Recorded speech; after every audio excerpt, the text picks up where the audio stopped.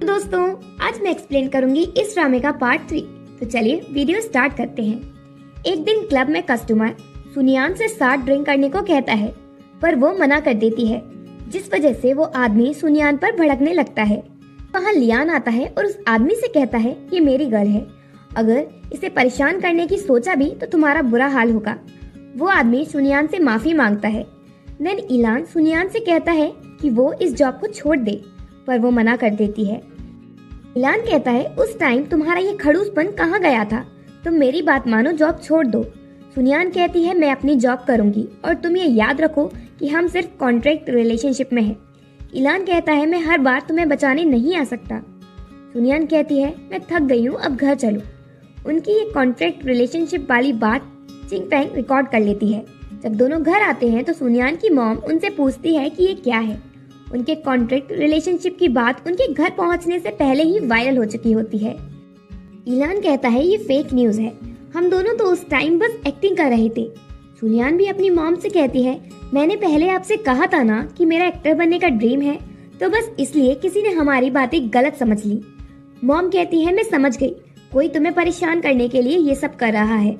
और फिर वो रिपोर्टर्स से बात करके सब कुछ सेटल कर देती हैं। अगले दिन इलान अपनी मॉम से मिलने घर जाता है। वो उसके लिए सूप लेकर आती हैं। मॉम पूछती हैं, क्या तुम अभी भी मुझसे नफरत करते हो?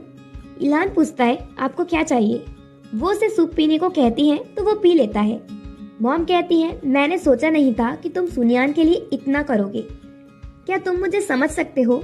इलान बोलता है, ये इम्पोर्टेंट नहीं है, और अगर आप चाहती हो कि मैं आपकी थॉट समझूं तो मुझे डर है क्योंकि मैं आपको डिसअपॉइंट कर दूंगा, और अगर अब कुछ नहीं है बात करने को तो मैं चलता हूँ। वो जा रहा था तभी उसकी हालत खराब हो जाती है क्योंकि उसे उस सूप से एलर्जी थी।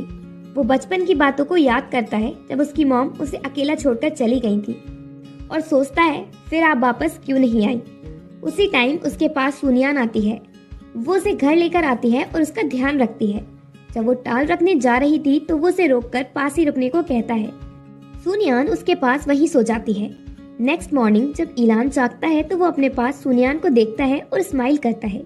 तभी उनके रूम में सुनियान की मॉम आती है और उन्हें साथ सोते देखकर बोलती है, तुम दोनों ये सुबह सुबह क्या कर रहे हो?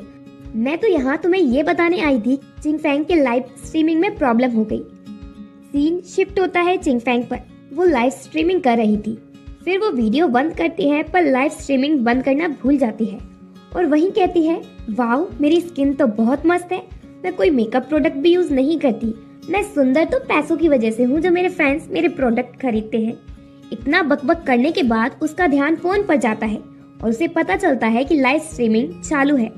उसके फैंस उसे गालियां देने लगे थे उन्हें बुद्धू बनाने के लिए। देन जब चिंगफैंग बाहर जाती है तो उसके फैंस उसे घेर लेते हैं और उस पर उल्टा सीधा सामान फेंकना शुरू कर देते हैं। वो कहती है, अगर तुम लोग मुझे हराश करोगे तो मैं पुलिस को कॉल करूंगी। फिर भी कोई नहीं रुकता। तभी उसकी हेल्प करने वहाँ सुनियान आ जाती है और वहाँ से उन लोगों को भगा देती है।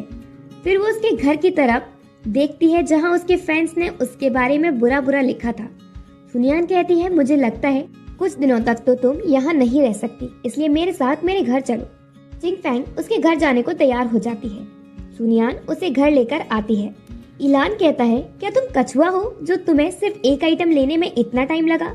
तभी वो देखता है कि वो अपने साथ चिंगफैंग को लेकर आई है। सुनियान कहती है, चिंगफैंग प्रॉब्लम में थी इसलिए मैं उसे हमारे घर ले आई, वो बस कुछ ही दिन रहेगी। इलान कहता है, नहीं, क्योंकि हमारे घर में ऑलरेडी एक पेट है और एक ही काफी है। सुनियान पूछती है, हमारे घर में कहाँ है पेट? इलान कहता है, तुम हो ना। सुनियान कहती है, तुम रैबिट हो, तुम्हें कैरेट खाना पसंद है। फिर वो बड़े प्यार से इलान से बात करती है कि वो चिंगफैंग को कुछ दिन के लिए घर में रहने दे। वो कहता है, फिर तो तुम्हें इसके लिए डील करनी होगी।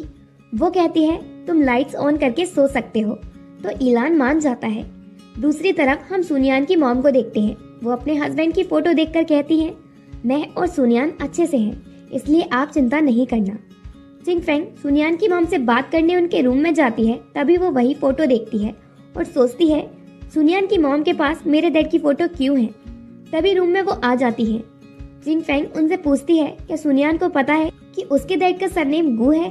वो कहती है, इस बात का सुनियान से कोई मतलब नहीं है और उसे इस बारे में भी जानने की कोई जरूरत नहीं है। उसे अभी इस बात का पता नहीं है और ना ही आगे पता चलेगा। चिंगफैंग कहती है, सुनियान को उसके फादर के बारे में जानना ही होगा। मैं उसे बताऊंगी। वो मुझसे मेरा सब कुछ नहीं छीन सकती। डैड और ईलान को मेरा होना चाहिए। वो जाने लगती है तो मॉम उसे रोकती है और इसी के साथ पार्ट 3 एंड होता है।